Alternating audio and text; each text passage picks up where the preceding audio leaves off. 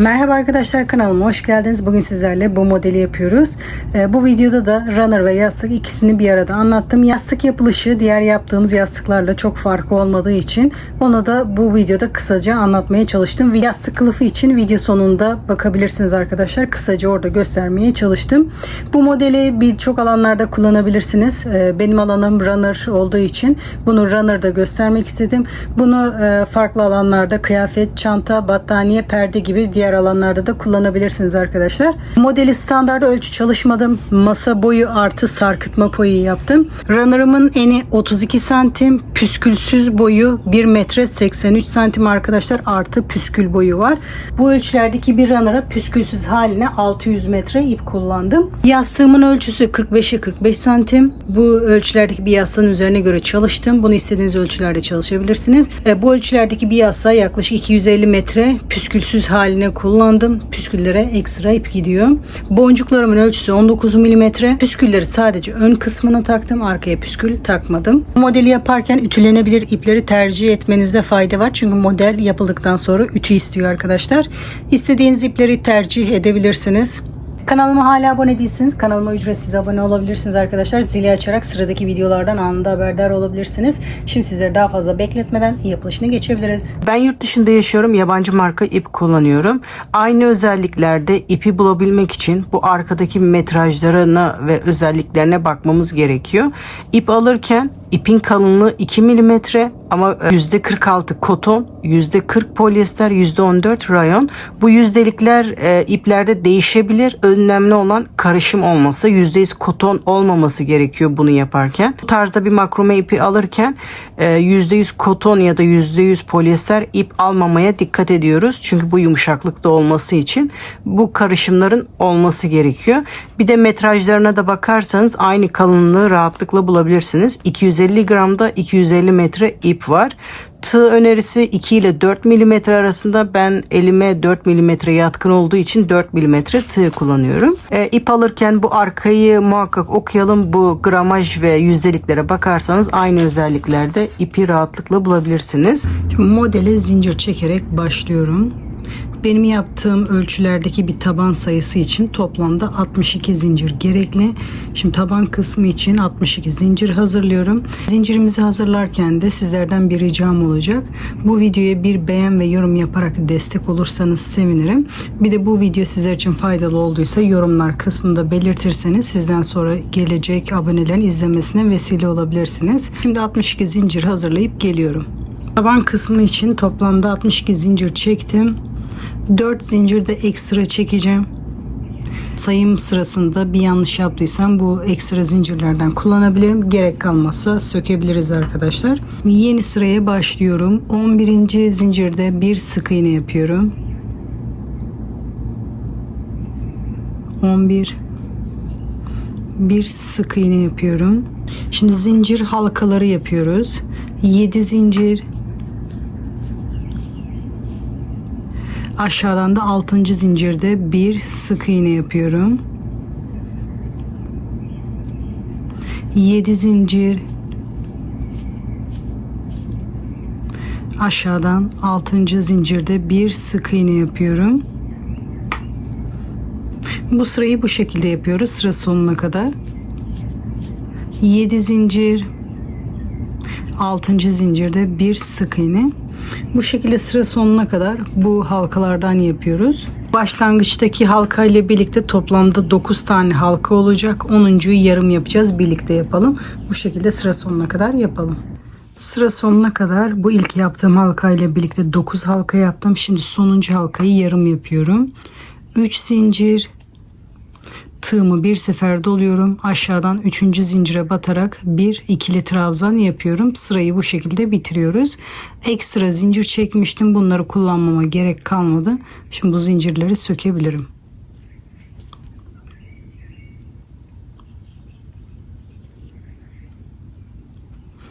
Sonra bu ipi arkada saklıyoruz. Şimdi yeni sıraya başlıyorum. Bir zincir. Bu trabzanın tepesinde bir sık iğne yapıyorum. 2 zincir, tığımı bir sefer doluyorum. Burada sık iğnenin tepesinde bir ikili trabzan yapıyorum. 2 zincir.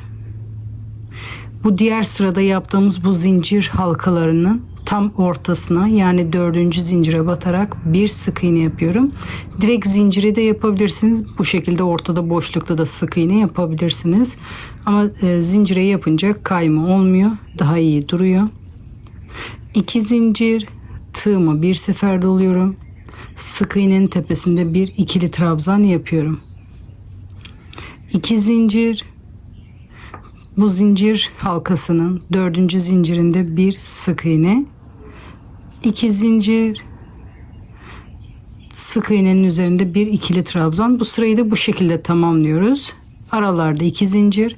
Zincirlerin orada sık iğne. Arada 2 zincir. Sık iğnenin üzerinde ikili trabzan yapıyoruz. Bu şekilde sıra sonuna kadar yapalım. Sıra sonunu birlikte yapıyoruz. Sıra sonuna kadar geldim. Sık iğnenin üzerinde trabzan yaptım. 2 zincir. Burada 4. zincirin üzerinde de sık iğne yaparak sırayı bitiriyorum. Bu şekilde 4. zincirin üzerinde bir sık iğne yapıyorum. Sıramı bitiriyorum. Şimdi yeni sıraya başlıyorum. Bir zincir, diğer yöne dönüyorum. Bu sık iğnenin üzerinde bir sık iğne yapıyorum. Şimdi hiç zincir çekmeden trabzanların üzerinde trabzan yapmaya başlıyoruz. Hiç zincir çekmiyorum. Trabzanın tepesinde 3 trabzan yapıyorum. 1 2 3, arada 3 zincir. Tekrar aynı boşlukta 3 trabzan yapıyorum. 1 2 ve 3.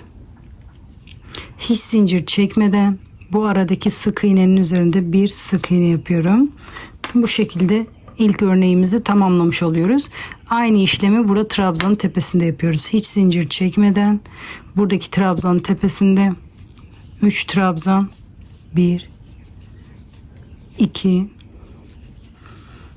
3, arada 3 zincir. Tekrar aynı boşlukta 3 trabzan yapıyorum.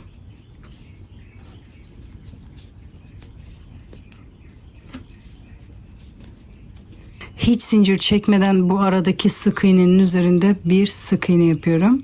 Son bir kez daha bu işlemi göstermek istiyorum. Hiç zincir çekmeden bakın trabzanın üzerinde 3 trabzan, 1 2 3, arada 3 zincir. Tekrar aynı boşlukta 3 trabzan yapıyorum. 1 2 ve 3.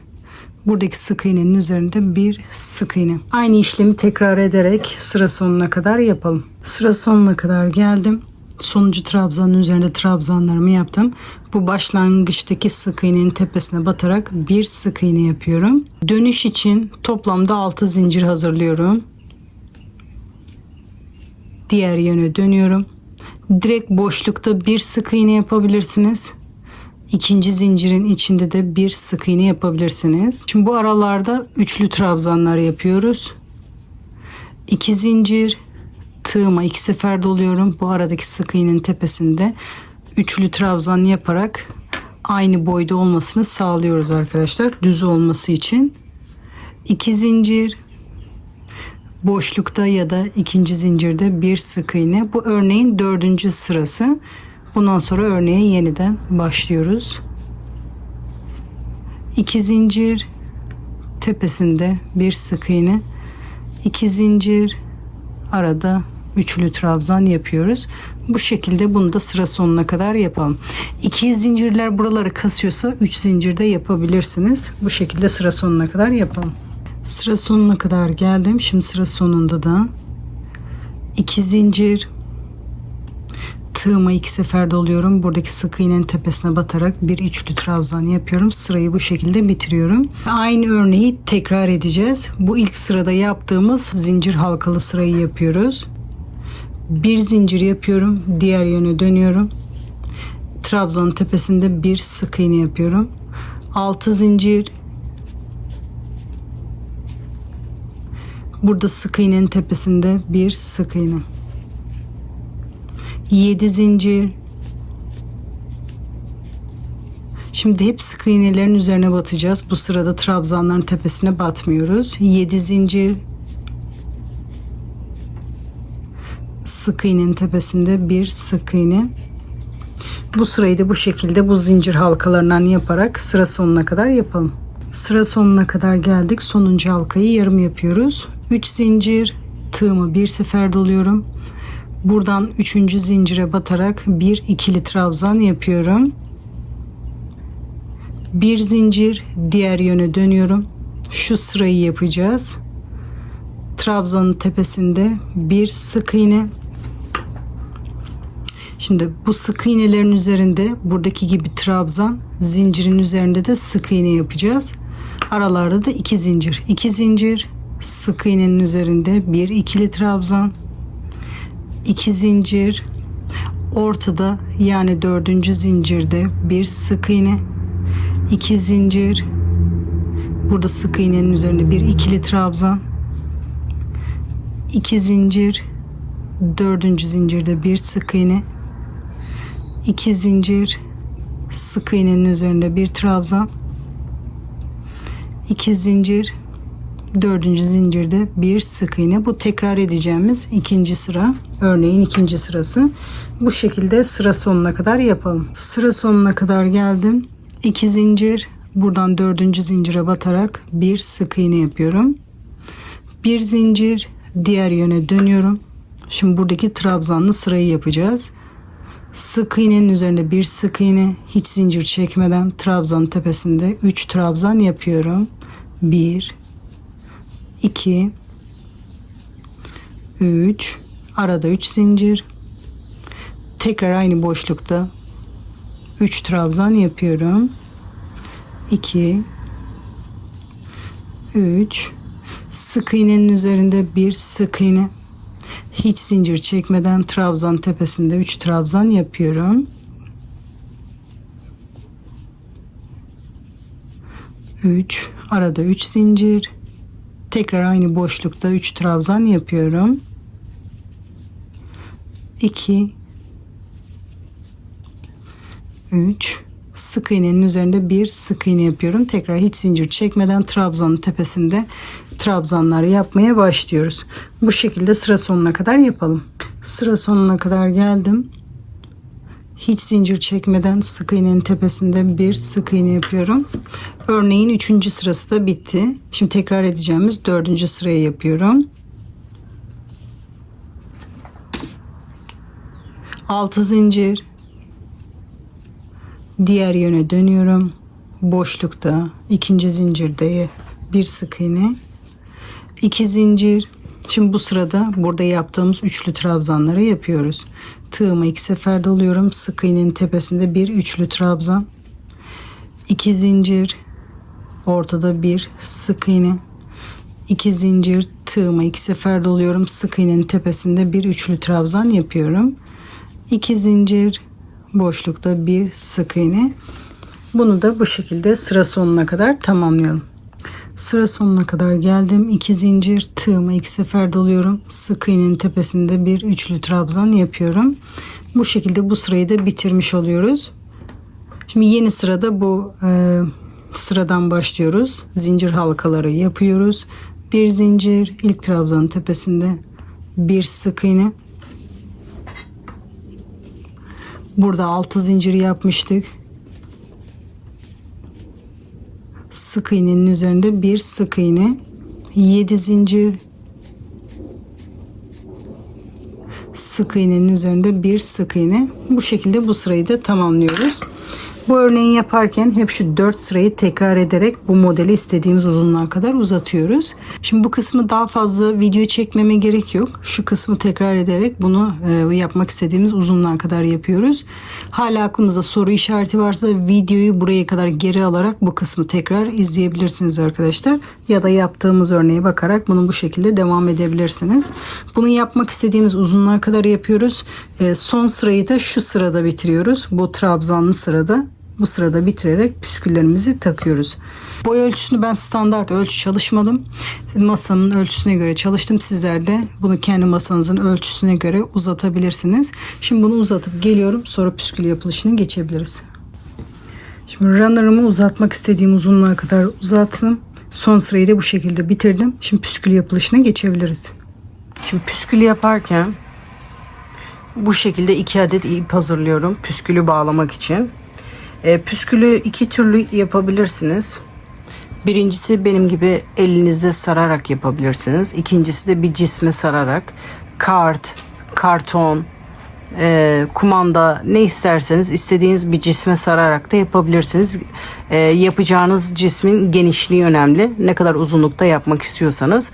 Püsküllerin boyu 10 santim olsun istiyorsanız 10 santim genişliğindeki bir cisme sararak yapabilirsiniz. Örnek şu şekilde bir kitap diyelim ya da bunun kalınlığında bir karton.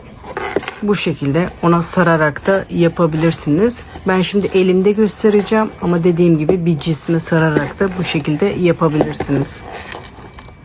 Şimdi ipimi alıyorum. Neye sarmak istiyorsanız onu alın. Ben elimde yapıyorum. Bu şekilde sararak püskülümüzü hazırlıyoruz. Bu sarma sayısı sizin isteğinize bağlı, yapacağınız kalınlığa göre değişir. Ne kadar çok sararsanız o kadar çok ip gider ama kalın oldukça da püskül daha güzel duruyor. 6, 7, 8, 9, 10, 15 sefer sardım. İpimi kesiyorum. Sonra ipimizin tekini alıyoruz. Bu şekilde sardığımız ipin arasından beri geçiriyoruz. Neye sardıysak ipi arasından beri geçiriyoruz. 2 ipi eşit bir şekilde tutuyoruz bu şekilde. 2 sıkı düğüm atıyoruz. Burayı tutuyorum ki açılmasın. Bu şekilde 2 sıkı düğüm atıyoruz. 1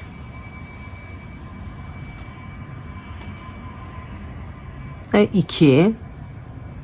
Şimdi ilk iple işimiz bitti. Şimdi bağlama kısmına geçiyoruz. Diğer ipi alıyorum.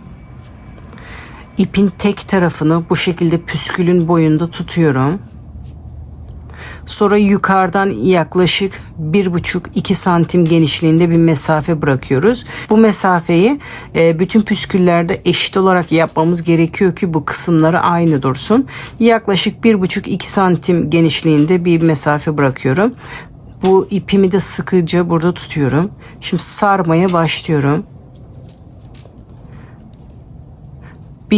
Bir tur yaptım. 2 tur. Bu şekilde 3 tur sardım. Sonra ipin diğer ucunu alıyorum.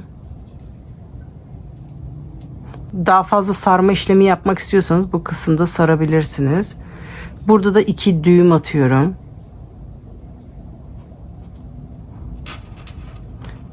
Burada düğüm atma tekniği farklı bir teknik var ama ben size pratik olanı göstermek istiyorum. Bu şekilde 2 sıkı düğüm atıyorum. Bunları böyle bırakırsanız bu ipin görüntüsü bu şekilde kötü durur. Bu iplerin daha düzgün durması için bu ipleri bu sardığımız ipin içine doğru çekeceğiz. Bu sardığım ipin arkasından beri tığımı geçiriyorum. Bu sonra sardığım bu ipleri sırasıyla aşağı doğru çektiriyorum. Bu bir. Sonra diğerini.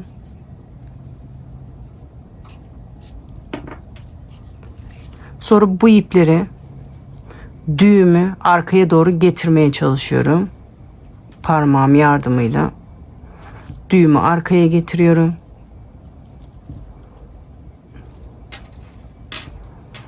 Bu şekilde bunu arka kısma getirirseniz bu şekilde duruyor. Sonra bu ucunu düzeltiyorum. Katlarını açıyorum.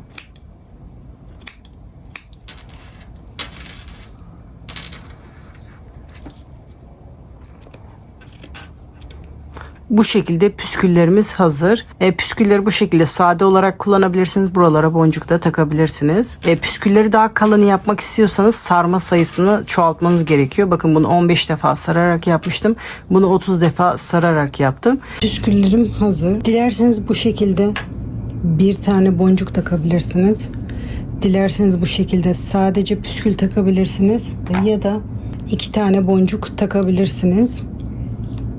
Bu şekilde 19 milimetre ahşap boncuk kullandım. Püskül takarken başlangıç kısmı ile uyumlu olsun diye sık iğnelerin üstüne takacağım. Çünkü başlangıç kısmı bu şekilde, sadece bu sık iğnelerin olduğu yerler var. Aradaki trabzan yerleri yok. O yüzden bu başlangıç kısmı ile uyumlu olsun diye diğer tarafta sık iğnelerin oraya takacağım.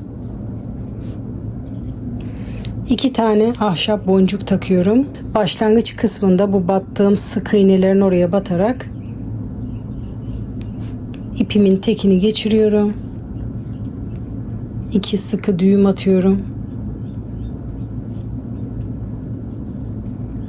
Boncuğun içinde mesafe varsa boncuğun içine çekiyoruz. Mesafe yoksa bu trabzanların arkasında bu ipi saklıyorum.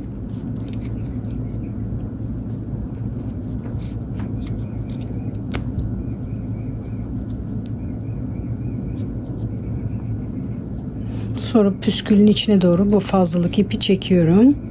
Sırasıyla bu sık iğne yaptığım yerlere püskül takıyorum başlangıç kısmında. Bitiş kısmında da sırasıyla bu sık iğnelerin olduğu yerlerde püsküllerimi takıyorum. İpimin tekini alıyorum. 2 sıkı düğüm atıyorum. Boncukların içine doğru bağladığım ipi çekiyorum. Sonra bu püskülün içine doğru bu iplerimizi çekiyoruz.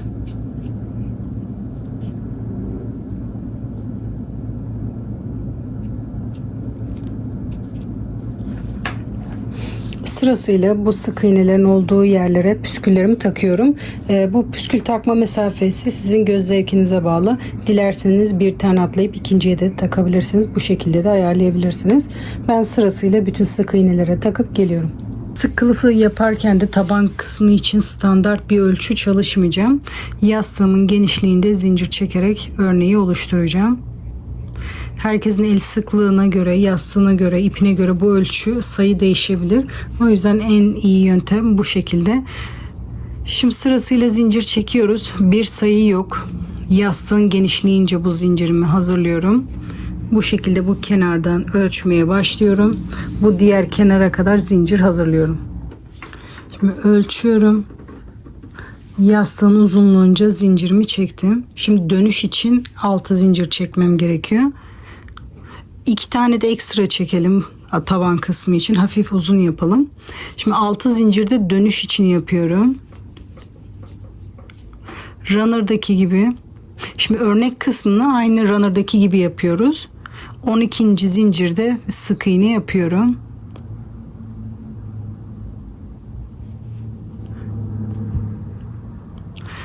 Taban kısmı aynı runner'daki gibi aynı. 7 zincir, 6. zincirde bir sık iğne. Bu sırayı sıra sonuna kadar yastığın uzunluğunca bu şekilde yapıyoruz.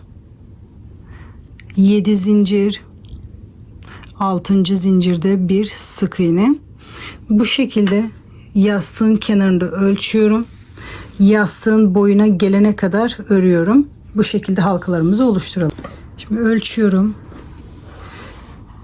Yastığın kenarına kadar yaklaştı. Şimdi sonuncuyu benim yarım yapmam gerekiyor.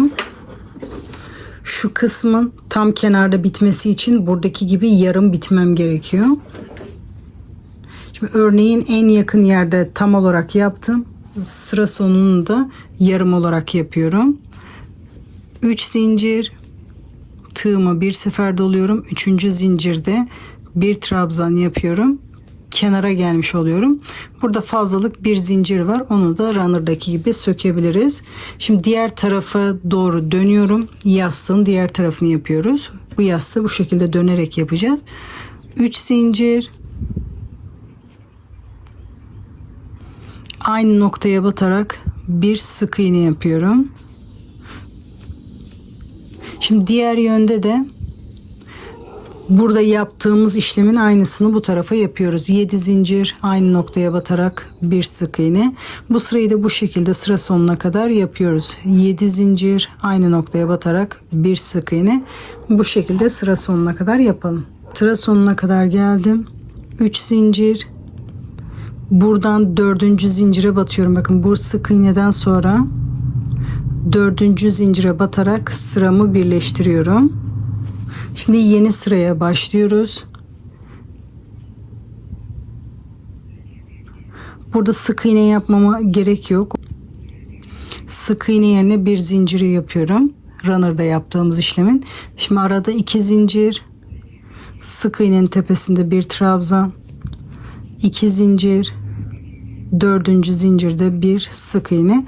Runner'da yaptığımız işlemi yapıyoruz. Aralarda 2 zincir, sık iğnenin üzerinde trabzan, zincirin üzerinde sık iğne yapıyoruz. Bu kısımlar aynı olduğu için burada çok göstermeye gerek yok. Başlangıç ve bitiş kısımları önemli. Bu şekilde kenara kadar yapalım. Sıra sonuna kadar geldim. 2 zincir, burada trabzan yapmıştık. Onun tepesinde bir sık iğne. 2 zincir, burada sık iğnenin orada bir trabzan yapıyorum. 2 zincir, dördüncü zincirde bir sık iğne. Bu diğer tarafa dönüyoruz. Burayı da aynı şekilde yaparak sıra sonuna kadar yapalım. 2 zincir, bu başlangıç noktasına batarak bir sık iğne yapıyorum.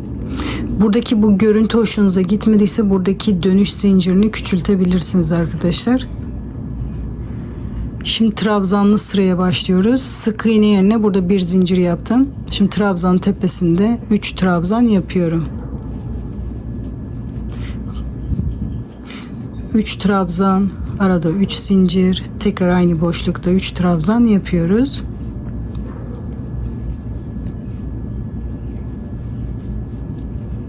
Sık iğnenin tepesinde bir sık iğne yapıyoruz. Bunda runner'da yaptığımız sırayı yapıyoruz. Dediğim gibi sadece ben başlangıç ve bitiş kısımlarını göstermek istiyorum. Bu şekilde dönerek, bu kenara da artık göstermeme gerek yok. Tek parça oldu. Dönerek bu sırayı tamamlıyoruz. Sıra sonuna kadar yapalım. Sıra sonuna kadar geldim. İlk başladığım yere batarak bir iz sürme yapıyorum. Sıramı birleştiriyorum. Şimdi yeni sıraya bu aradaki üçlü trabzanlar olan yeri yapıyoruz. 6 zincir.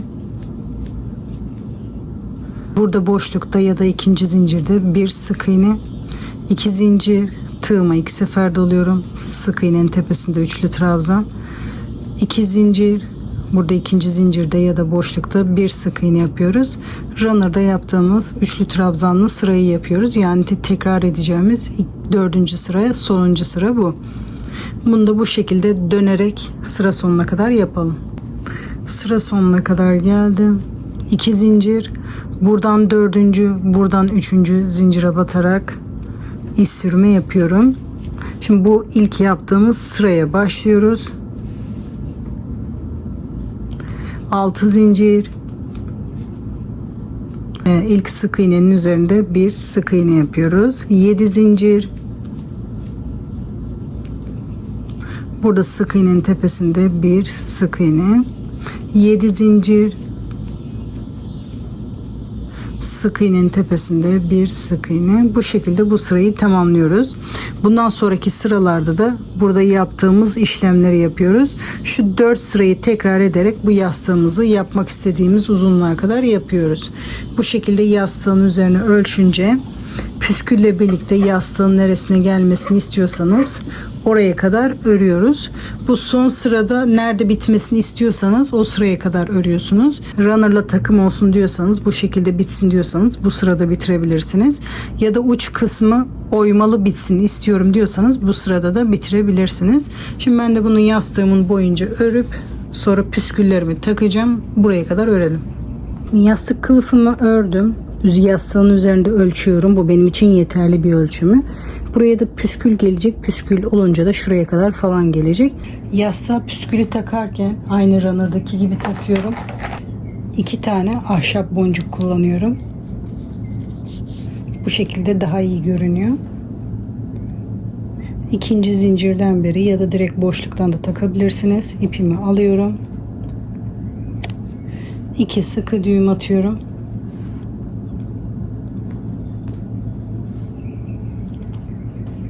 Bu şekilde boncuğun içinden beri püsküle doğru çekiyorum. Sonra bağladığım ipin içine doğru çekiyorum. Bu şekilde püskülüm hazır. Şimdi sırasıyla sadece ön tarafa, kenara kadar püsküllerimi takıyorum. Püsküllerini taktım, tersinden ütüledim. Bitmiş hali bu şekilde arkadaşlar. Umarım sizler de bitmiş halini beğenmişsinizdir. Videomu buraya kadar izlediyseniz videoma bir beğen ve yorum yaparak destek olabilirsiniz arkadaşlar. Yapacak arkadaşlara kolay gelsin diyorum. Sıradaki videolarda görüşmek üzere.